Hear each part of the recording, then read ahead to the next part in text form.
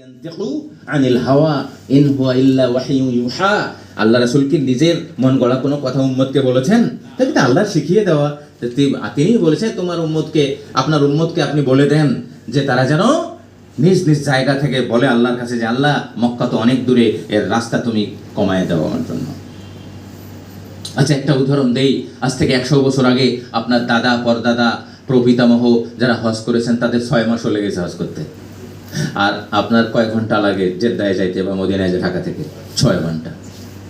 আমরা কি খেয়াল করছি যে আল্লাহ রাব্বুল আলামিন প্রজন্মের পর প্রজন্মের দোয়াগুলো, আল্লাহ রাসূলের শিক্ষা দেওয়া দোয়াগুলো কবুল করে নিয়েছেন এবং প্রযুক্তিকে আমাদের মুসাখ্খার করে দিয়েছেন, দিয়ে রাস্তা কমিয়ে দেওয়ার ব্যবস্থা আল্লাহ রাব্বুল আলামিন কমিয়ে দিয়েছেন। হয়তো অনাগত প্রজন্ম 6 ঘন্টা নাও লাগতে পারে। তাহলে কি বোঝা গেল যে আল্লাহ দোয়া কবুল করতেছেন? আল্লাহু আকবার, সুবহানাল্লাহ। আল্লাহর মেহমানদের দোয়া আল্লাহ রাব্বুল আলামিন ফেরত দেবেন? কখনো দেবেন না। তাহলে 5 নম্বর দোয়া না আমাদের এটা, আল্লাহুম্মা আতবি আন্না বু'দাহু। আল্লাহ, তুমি আমাকে মেহমান করছো, তুমি অনেক ক্ষমতাধর, ঈমান আমার আছে, কোনো সন্দেহ নাই, তুমি সব কিছু করতে পারো।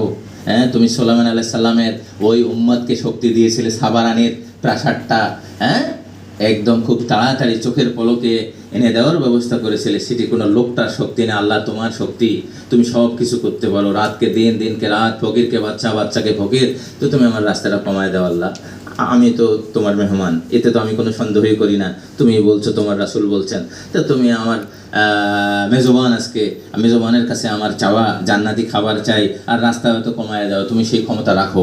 আল্লাহ রাব্বুল আলামিন এইভাবে আমাদের রাস্তা কমায় দিচ্ছেন, এইরকম আমাদের ক্লান্তি কমায় দিচ্ছেন। আল্লাহ আমাদের সব কিছুতেই যাতে ভ্রমণের